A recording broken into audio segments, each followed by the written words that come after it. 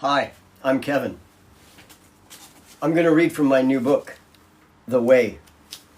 I'm going to read the first 9 pages. It's not out yet, but it's on a Kickstarter campaign. So, here we go. The Way, Japan, Edo era. The rocking was always the most exhilarating. The waiting and toying, the eagerness. They both wanted to release. They both knew the game. They gazed forward. His black eyes, bottomless in desire to please her, to power her, pulsed with intent. His neck and heaving chest quivered with expectation. Passion, explosion lay ahead, aching in front of them. They'd screamed through this moment hundreds of times. The rush was never enough. Their eyes focused ahead. She waited. They had to be in unison, their spirits one, before she would release him. His heart, his intensity was boiling. She had to hold him. She slowed her breath, allowing a tranquil calm to swim deep in her belly. He jostled unsteady, his heart on a precipice of eruption. With the touch of her palms on his neck, she exhaled, and he stilled, focused, one. Her guttural scream tore deep from her soul, pierced the air, bristled their necks. She released them both. The kick into the small of her back from his intensity sent a welcome thud through her vertebrae. She screamed. He thundered. She screamed. Within moments it settled into a rhythmic dancing, echoing through her body. Their eyes were one, thrusting, pounding ahead. The wind ripped at her eyes as they yearned forward. She leaned over, close to his muscle-driving neck.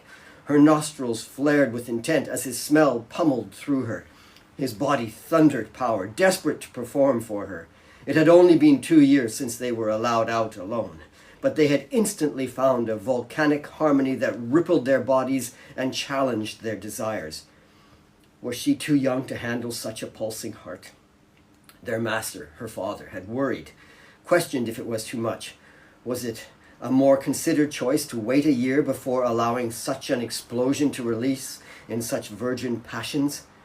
In truth, they were matched thunder for thunder, relentless, pursuit for pursuit. Neither would lower to any other expectation. Their bodies melted into one focus point and pulsed forward. Their speed gained. She felt the flush growing. Her eyes grew calm as the intent stilled her wildness. He gushed blindly onward, eager to please. His neck stretched as his eyes swallowed all before him. His body, a volcano of muscle, was a torrent of power below her. Her thighs squeezed up, raising her petite body off his pounding frame. Stillness ran through her. She released him and arched herself back. Their trust was one. Her tiny frame twisted left as her taut, muscled forearm whipped out like a bowsprit of a ship. She rode the roaring wave below. His pace peaked. With a flowing movement, her right arm circled behind her head, then snapped forward along her left.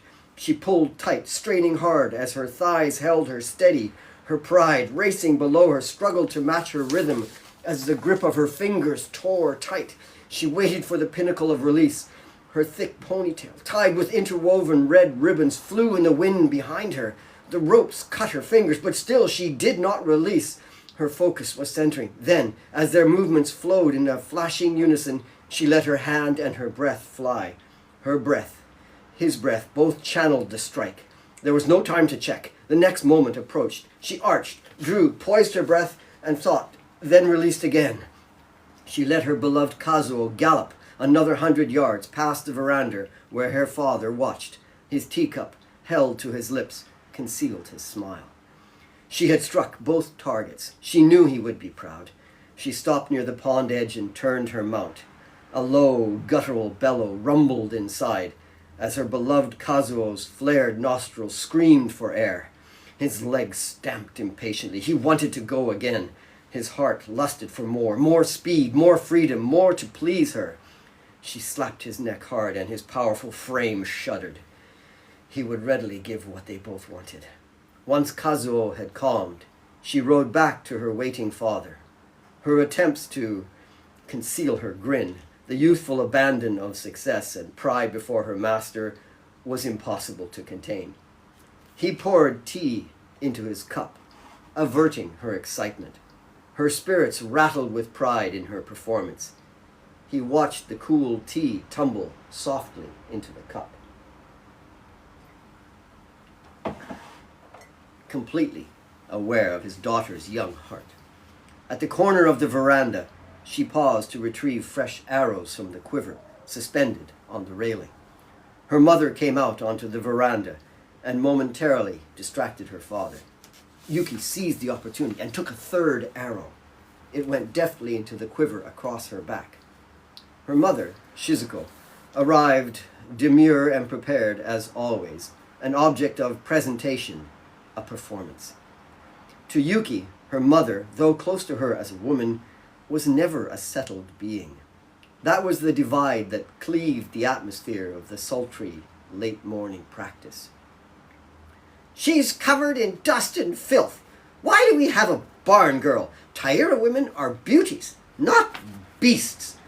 She should learn the difference." It was the same argument Yuki and her father had endured for years. Her father, dressed in plain brown kimono, slowly lifted his teacup and spoke to the heat waves wafting across the veranda. "There is beauty in all beasts." "Well, you must be right. Otherwise, why would I have married into this? The court is a place of beauty. The barn is not. There is a reason peasants live in the countryside and nobles do not." "Ah, I wonder what that might be," he said to the surrounding gardens, basked sleepily in the sun's haze. "Perhaps there is a greater understanding out here, an honesty that's not found in the court."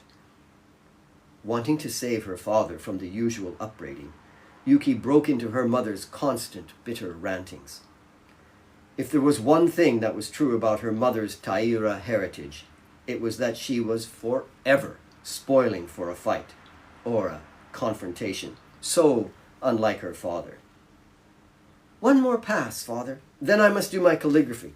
My heart will be calmer." "All right, mother?" She didn't wait for an answer and reined Kazuo back up the dirt road toward the targets to check her strikes. Her father's voice boomed out over her shoulder. "You must gain your composure before your second strike. You must not crumble like a sack of potatoes. Poise and preparation are everything before and after the strike." "Yes, father," she called back. He always had some directive. She never got it quite right. Further up the road, Osamu, the stable hand, was repairing the second straw target. She had clipped the edge of the target, almost 6 inches wide of the center. It wasn't really good enough.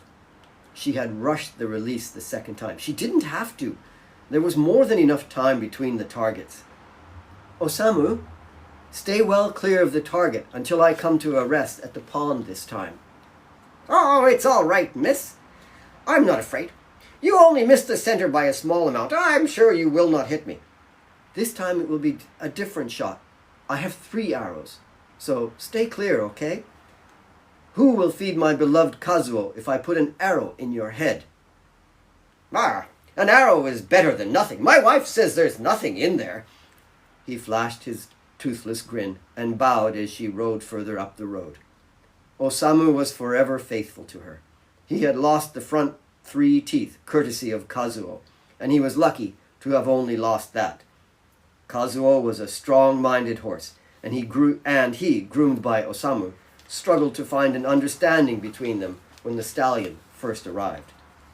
Now the toothless peasant and the tempestuous stallion were vital to each other and to her own dreams. Yabusame and swordsmanship were the 2 arts her father, Lord Masao, taught her. Now that her body had gained strength and was maturing, there was constant strife between her 2 headstrong parents about her upbringing. Though her mother was a refined courtier and wanted Yuki to learn the fineries of Japanese life, her father insisted that his daughter should possess not only refinement, but strength instilled through the spirit of Bushido. He always ended the arguments with the same simple statement: "A weak waterfall is not a thing of beauty, but merely a wisp of what might have been."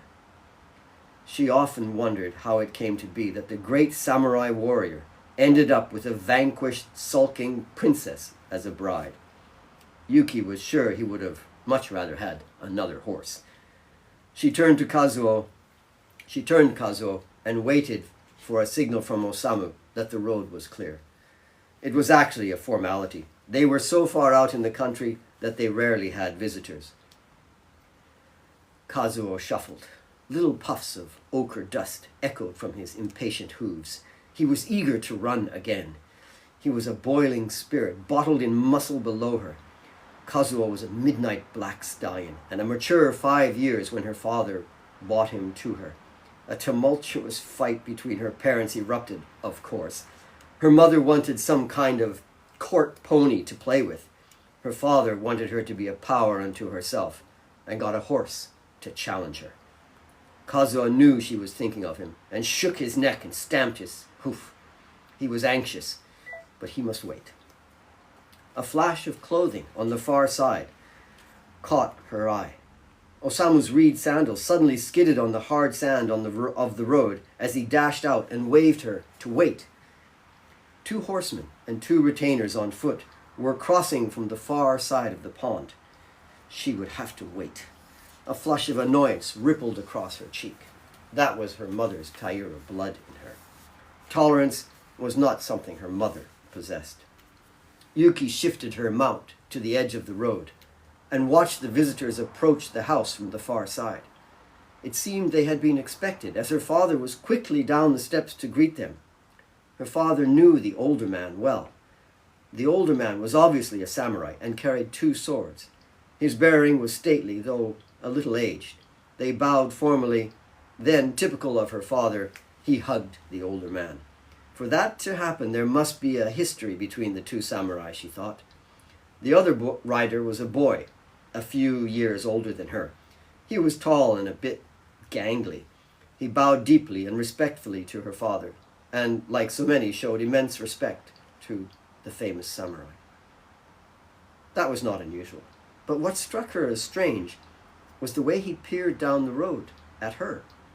Though it was 500 yards away, his body language was strange. He stared toward her, not to challenge or question, but more out of fascination.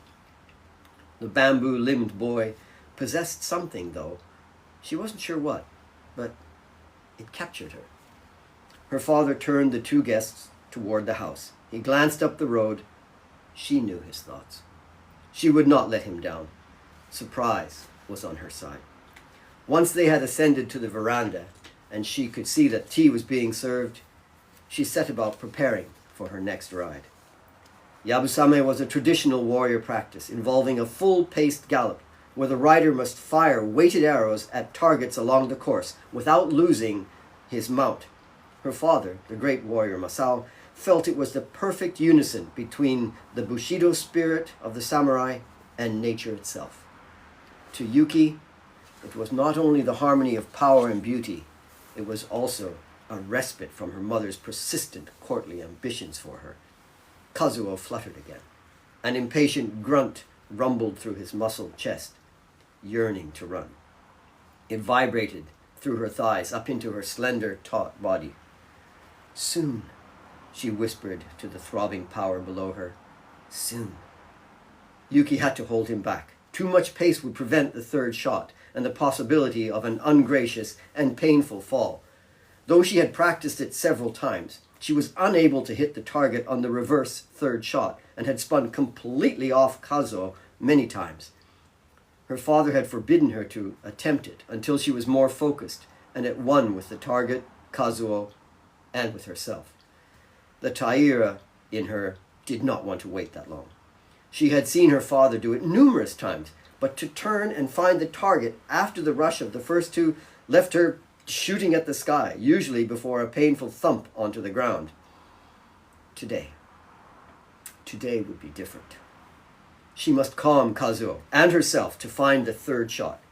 Stillness within her stomach and breath. That is what she must find and relax into. Then the target will reach to her. She waited to find the heartbeat of her mount. Kazuo was excited. Perhaps he knew she wanted this 3rd shot for her father. She felt Kazuo's heart embers ebb slightly. That was it. They had unison. Their souls had become one. Hia! She screamed from the pit of her stomach, firing her beast and spurring him forward. He blasted forth. His lungs pumped through his mane as he raced to the first target. He was running too fast. She had to take the first shot early. She arched, drew her arrow, and shot immediately. Without hesitation, she drew again. Without slackening her thighs, standing high in the saddle, Kazuo drove hard, blinded with his own show of power. His spirit growled from his nostrils as he pounded forward to please her. The guests jumped from their seats at the sound of the thundering hoofs and graceful, violent attack. Osamu screamed encouragement. She aimed the second arrow and fired early, striking the target. Kazuo raced on, grunting in excitement. She spun in her saddle as she pulled her third arrow out and strung it. Facing backwards, with Kazuo thundering forward, she raised herself with her thighs. Her mind pumped, her breath staggered as she staggered to find her bearings. She sighted and shot. She clipped the edge of the target. She'd hit it at last. Osamu ran without a cheer, and she swung back to face the front. She howled her success and waved her bow as Kazuo relentlessly thundered past the veranda, missing it only by a few feet. Her father and his guests cheered as she rounded the house and did a lap of the large pond.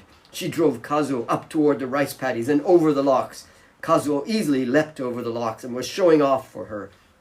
She turned back toward the house. The guests were ecstatic. She thundered back, past the house, toward the stable. She felt the burn of the scowl on her mother's face, but the swell of pride in her heart obliterated it. Her smile glowed. She had done it. Osamu was leaping stupidly at the stable door. Such was her country existence. Thanks for listening. My Kickstarter is live today. I hope you check it out. Until we meet again, same time tomorrow. Thanks for watching. Ciao.